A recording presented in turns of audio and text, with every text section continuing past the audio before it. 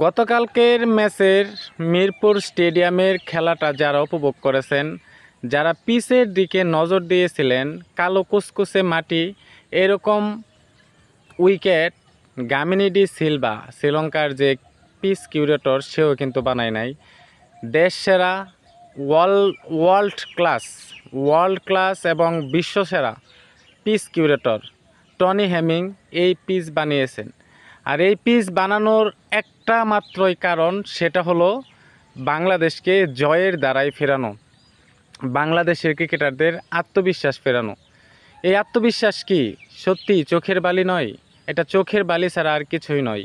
এই জয়ে বাংলাদেশের কোনো লাভ ছাড়া, ক্ষতি ছাড়া আর কিছু হয় নাই।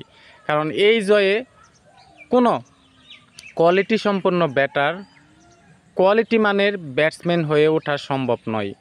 যেখানে 208 রান করে বাংলাদেশ, এর জবাবে ব্যাট করতে নেমে ওয়েস্ট ইন্ডিজ ক্রিকেটের প্রত্যেকটা ক্রিকেটারই পরাস্ত হয়। বাংলাদেশের স্পিন বিষে বাংলাদেশের রিশাদ হোসেনের কাছে সবাই পরাস্ত হয়।